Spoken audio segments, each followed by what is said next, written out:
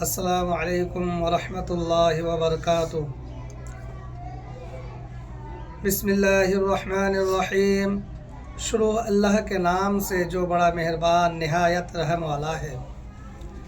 تبت یدا ابی لہب و تب، ابو لہب کے دونوں ہاتھ ٹوٹے اور خود ہلاک ہو گیا۔ ما اغنا عنہ مالہ وما کسب، نہ تو اس کا مال اس کے کام آیا اور نہ اس کی کمائی۔ سیصلی نارا ذات لہب، وہ عن قریب بھڑکنے والی آگ میں جائے گا۔ وامرأتہ حمالۃ الحطب، اور اس کی بیوی بھی جائے گی جو لکڑیاں ڈھونڈنے والی ہے۔ فی جیدہا حبل من مسد، اس کی گردن میں پوست کھجور کی بٹی ہوئی رسی ہوگی۔ صحیح بخاری شریف میں ہے کہ رسول اللہ صلی اللہ علیہ وسلم بطحا میں جا کر ایک پہاڑ کے اوپر چڑھ گئے اور اونچی اونچی آواز سے یا صباحہ یا صباحہ کہنے لگے۔ قریش سب جمع ہو گئے تو آپ صلی اللہ علیہ وسلم نے فرمایا، اگر میں تم سے کہوں کہ صبح یا شام دشمن تم پر چھاپا مارنے والا ہے تو کیا تم مجھے سچا سمجھو گے؟ سب نے جواب دیا، جی ہاں۔ آپ صلی اللہ علیہ وسلم نے فرمایا، سنو، میں تمہیں خدائی سخت عذابوں کے آنے کی خبر دے رہا ہوں۔ تو ابو لہب کہنے لگا، تجھے ہلاکی ہو، کیا اسی لیے تو نے ہمیں جمع کیا؟ اس پر یہ سورت اتری۔ بخاری کی دوسری روایت میں ہے کہ یہ ہاتھ جھاڑتا ہوا، یہ کہتا ہوا اٹھ کھڑا ہوا کہ تبت، بد دعا ہے، اور تب خبر ہے یہ ابو لہب حضور صلی اللہ علیہ وسلم کا چچا تھا۔ ابو لہب حضور صلی اللہ علیہ وسلم کا چچا تھا، اور ابو لہب کا نام عبد العزیٰ بن عبد المطلب تھا۔ اس کی کنیت ابو عتبہ تھا۔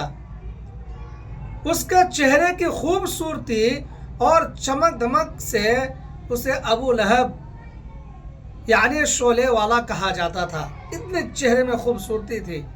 اور ایک دوسری روایت میں ہے کہ جس وقت آپ صلی اللہ علیہ وسلم کی پیدائش ہوئی تو آپ صلی اللہ علیہ وسلم کے پیدائش سننے کے بعد خوشی میں 11 اونٹ اس نے ذبح کر دیا تھا۔ یہ حضور صلی اللہ علیہ وسلم کا بدترین دشمن تھا۔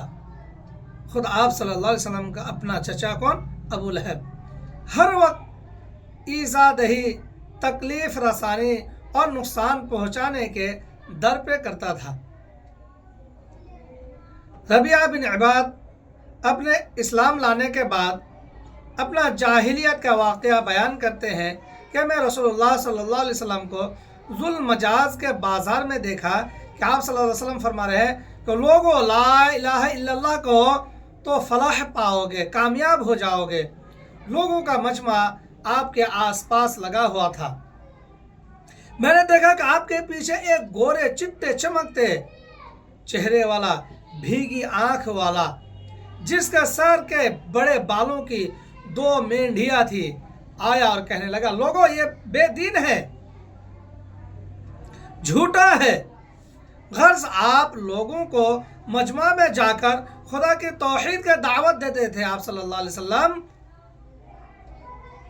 اور یہ شخص پیچھے پیچھے یہ کہتا ہوا چلا جا رہا تھا کہ میں نے لوگوں سے پوچھا یہ کون ہے؟ لوگوں نے کہا یہ آپ صلی اللہ علیہ وسلم کا چچا ابو لہب ہے۔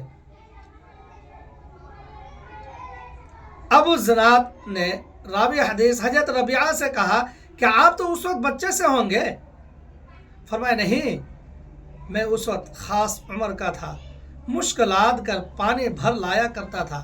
دوسری روایت میں ہے کہ میں اپنے باپ کے ساتھ تھا، میری جوان عمر تھی، اور میں نے دیکھا کہ رسول اللہ صلی اللہ علیہ وسلم ایک ایک قبیلے کے پاس جاتے اور فرماتے لوگوں میں تمہاری طرف خدا کا رسول بنا کر بھیجا گیا ہوں، تم سے کہتا ہوں کہ ایک اللہ ہی کی عبادت کرو، اسی کے ساتھ کسی کو شریک نہ کرو، مجھے سچا جانو، مجھے میرے دشمنوں سے بچاؤ تاکہ میں اس کا کام بجا لاؤں جس کا حکم مجھے دے کر خدا تعالیٰ نے بھیجا ہے۔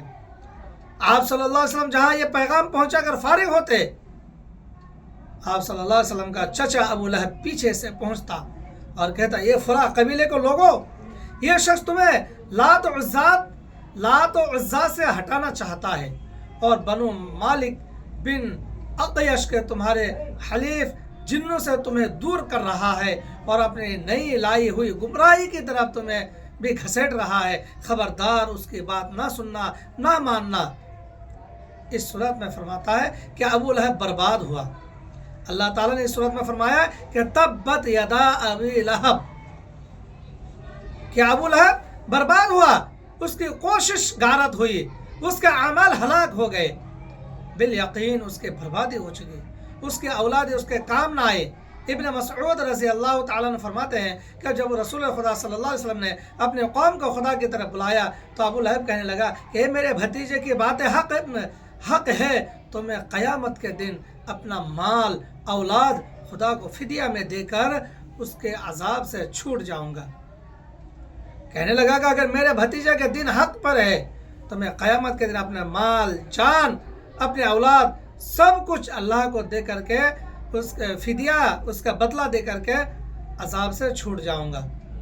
اس پر یہ آیت ما اغنا عنہ مالہ وما کسب، پھر فرمایا کہ یہ شعلے مارنے والی آگ جو سخت جلانے والی اور بہت تیز ہے داخل ہوگا۔ اس کی بیوی جو قریش عورتوں کی سردار تھی، اس کی کنیت جمیل تھی، نام اروا تھا، حرب ابن امیہ کی لڑکی تھی، ابو سفیان کی بہن تھی اور اپنے خاوند کے کفر و عناد اور سرکشی و دشمنی میں بھی اس کے ساتھ تھی، اس لیے قیامت کے دن عذاب میں بھی اس کے ساتھ ہوں گی۔ لکڑیاں اٹھا کر لائے گی اور جس آگ میں اس کا خاوند جل رہا ہوگا ڈالتی جائے گی۔ کون؟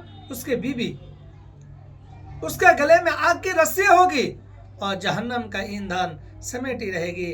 یہ معنی بھی کیے گئے کہ حمالۃ الحطب سے مراد اس کا غیبت کو ہونا ہے۔ اور ابن عباس وغیرہ نے یہ مطلب بیان کیا کہ یہ جنگل سے خاردار لکڑیاں چن کر لاتی تھی اور حضور صلی اللہ علیہ وسلم کے راہ میں بچھا دیا کرتی تھی۔ یا یہ بھی کہا گیا کہ چونکہ یہ عورت نبی کریم صلی اللہ علیہ وسلم کو فقیری کا طعنہ دیا کرتی تھی تو اسے اس کا لکڑیاں چننا یاد دلایا گیا، لیکن صحیح قول پہلا ہی ہے کہ اس کے پاس ایک نفیس ہار تھا، کہتی تھی کہ میں اسے فروخت کر کے محمد صلی اللہ علیہ وسلم کے مخالفت میں خرچ کر دوں گی، تو یہاں فرمایا کہ اس کے بدلے اس کے گلے میں آگ کا توق ڈالا جائے گا۔ حبل من مسد، مسد کے معنی کھجور کی رسی کے ہے۔ حضرت عروہ فرماتے ہیں کہ یہ جہنم کی زنجیر ہے جس کی ایک ایک کڑی 70 گز کی ہے۔ سوری رحمت اللہ علیہ فرماتے ہیں کہ یہ جہنم کا توق ہے جس کی لمبائی 70 ہاتھ ہے۔ جوہری رحمت اللہ علیہ فرماتے ہیں کہ یہ اونٹ کی کھال کی اور اونٹ کے بالوں کی بنائی جاتی ہے۔ اور مجاہد رحمت اللہ علیہ فرماتے ہیں کہ یعنی لوہے کا توق۔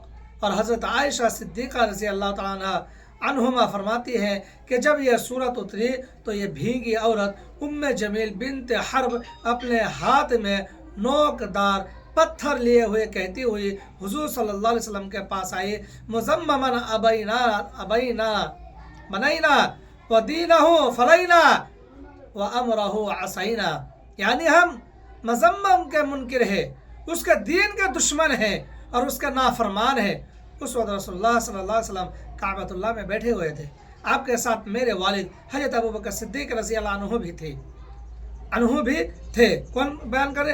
حضرت عائشہ صدیقہ رضی اللہ عنہ بیان کرتی ہے، صدیق اکبر نے اس حالت میں دیکھ کر حضور صلی اللہ علیہ وسلم سے عرض کیا کہ یا رسول اللہ، یہ آ رہی ہے، ایسا نہ ہو کہ آپ کو دیکھ لے۔ آپ صلی اللہ علیہ وسلم نے فرمایا صدیق بے غم رہو، یہ مجھے نہیں دیکھ سکتی، تم غمگین نہ ہو۔ तुम परेशान ना हो, ये मुझे नहीं देख सकती। फिर आप सल्लल्लाहु अलैहि वसल्लम ने कुरान करीम की तिलावत शुरू कर दी ताकि उससे बच जाए। खुद कुरान फरमाता है, वइज़ा क़रअतल कुरान जअलना बैनक व बैनल लज़ीना ला युमिनून बिल आखिरति हिजाबा मस्तूरा, यानी जब तू कुरान पढ़ता है तो हम तेरे और ईमान ना लाने वालों के दरमियान पोशीदा पर्दे डाल देते हैं। यह डायन आकर हजरत अबू बकर के पास खड़ी हो गई। हुजूर सल्लल्लाहु अलैहि वसल्लम भी सिद्दीक अकबर के पास ही बिल्कुल जाहिर बैठे हुए थे, लेकिन कुदरती हिजाबों ने उसके आंखों पर पट्टी डाल दिया।